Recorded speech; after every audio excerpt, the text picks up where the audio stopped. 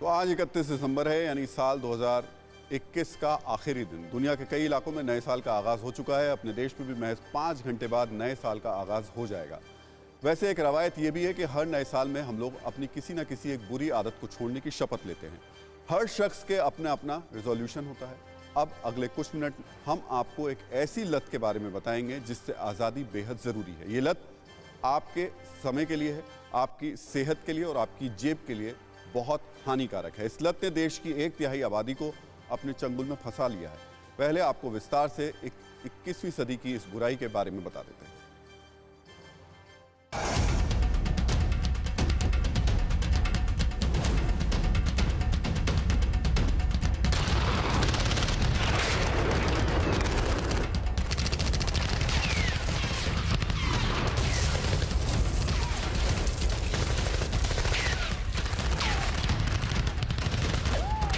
कहीं बम धमाके हो रहे हैं तो कहीं मारधार, कहीं तेज रफ्तार कार तो कहीं गोलियों की बौछार।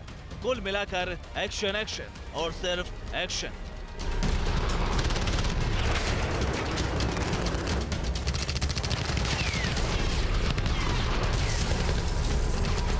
हाथ में मोबाइल हो या फिर सामने लैपटॉप, ऑनलाइन गेमिंग की दुनिया ऐसी है कि एक बार कोई शख्स जब खेलना शुरू करता है तो उसे इल्म ही नहीं होता कि कितना समय गुजर गया है।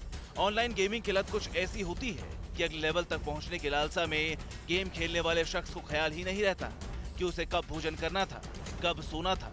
चाहे ऑफिस का सफर हो या छुट्टी का वक्त, हाथ में मोबाइल आते ही गेमिंग का दौर शुरू हो जाता है। बच्चों का हाल तो ये है कि कोरोना संकट से स्कूल बंद है, ऑनलाइन क्लास का दौर है।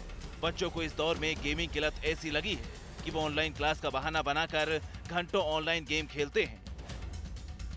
गेम्स क्योंकि बहुत ब्राइट कलर्स होते हैं, बहुत ब्राइट एक्टिविटीज़ होती हैं और बहुत सारा एकदम से उसमें नज़र आता है स्क्रीन पे, उससे क्या होता है, एक प्रकार की एडिक्शन हो जाती है। मैं ऐसे बहुत सारे पेशेंट्स को देखता हूँ जो कि गेमिंग या फिर जुए वाली गेम्स को खेल के उससे एडिक्ट हो जाते हैं और हमारे रिहैब में काफ़ी पेशेंट्स इसके एडमिटेड भी हैं। गेमिंग की जो एडिक्शन होती है वो as bad and as worse for the patient as alcohol और ड्रग्स। सिर्फ भारत में ही नहीं बल्कि पूरी दुनिया में अब ऑनलाइन गेमिंग एक लत का रूप ले चुकी है।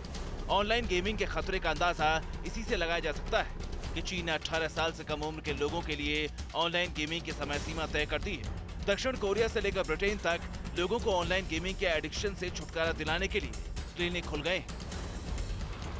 WHO ने भी इंटरनेशनल क्लासिफिकेशन ऑफ डिजीज की ताजा लिस्ट में ऑनलाइन गेमिंग को शामिल किया है।